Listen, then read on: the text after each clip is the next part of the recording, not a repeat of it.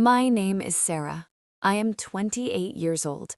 I am an artist living in a small apartment in New York. Painting is my passion, but it does not always pay the bills. Sometimes I sell a large painting and have enough money for weeks. I can buy good food and I feel rich. However, sometimes I do not sell anything for 2 or 3 months. Then I have very little money and eat only simple meals. My income is very unstable. I love my apartment, but the rent is high. I have a big problem now. I did not pay the rent for 1 month. Then I missed the second month. Now it is the third month and the rent is still unpaid. My bank account is completely empty. David, my landlord, will come soon to collect the money. I do not have it. I feel worried all the time because of this debt. I try to hide inside my home. I do not answer the telephone because I do not want anyone to see me. One day, there was a knock on the door. My heart beat fast because I knew who it was. I opened the door slowly. It was David. David said, "Sarah, we must talk. It has been 3 months. I need the rent now. I cannot wait anymore." I felt ashamed. I looked at him and said, "I know, David. Please listen to me. Can you give me just 1 more week? I have a buyer who wants my painting. I will get the money soon." David did not yell. He did not look angry, only tired and disappointed. He stepped inside my apartment without asking for permission. He looked less like a landlord and more like a man with his own problems.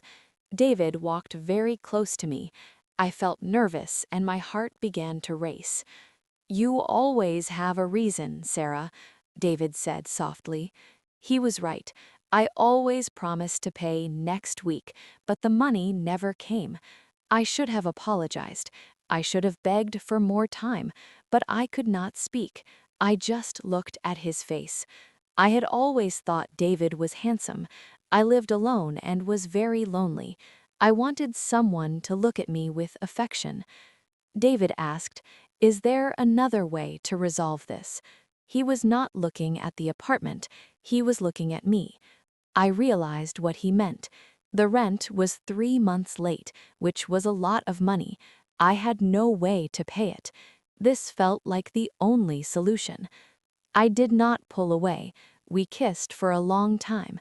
For a moment, I forgot that David was my landlord. We spent the night together. I felt safe and happy in his arms. The next morning, everything changed. David avoided my eyes. He looked serious as he dressed to leave. I worried that he did not like me at all. Perhaps he only used me to solve the rent problem. I waited for him to speak, but he left the room without saying a word. I felt confused and used. 2 days passed. I hoped the rent issue was solved.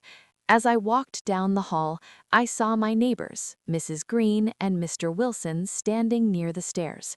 When they saw me, they stopped talking and stared. I smiled at them, but they did not smile back. As I walked past, Mrs. Green whispered to Mr. Wilson, "That is the girl. She pays her rent with her body. It's disgusting." I froze. My heart stopped. I ran back to my apartment and locked the door. I felt dirty. The night I shared with David now felt like a huge mistake. Did David tell them? Did he break my trust? I thought our night was special, but now I was the subject of ugly gossip. That evening, David came back. I hoped he would hug me, but he stood far away. "Sarah," he said seriously, "the neighbors are talking about us.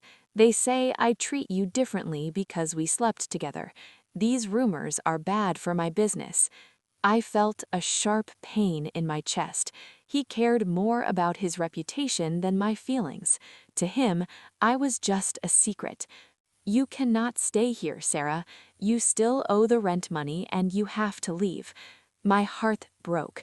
He was choosing his business over me. Tears filled my eyes, but I decided to be strong. "Listen to me, David," I said clearly.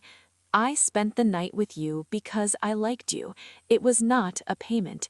You are a coward. You are afraid of what people say. I packed my clothes immediately. I am leaving, I told him. I walked out of the apartment, leaving him alone in the empty room. It was painful, but I felt free. 2 months passed. I moved to a new, cheaper apartment. I worked hard and saved money. Finally, I sent David the full amount of rent I owed him by mail. I did this for myself, not for him. My dignity was more important than the money. One afternoon, there was a knock on my door. It was David. He held the money I had sent him. "Sarah, you didn't have to pay this," he said. "I told you to move out." "Yes, I did have to pay it," I replied. David looked down. "I made a mistake. I was wrong to treat you that way. I was too afraid of the neighbors and the rumors. Can I take you to dinner tonight? Not as your landlord, but just as David?" I looked at him. "You told me to leave my home because you were weak. I don't want dinner with you. Get out of here." I closed the door quickly. I was finally free from the debt, the gossip, and David. This was my happy ending.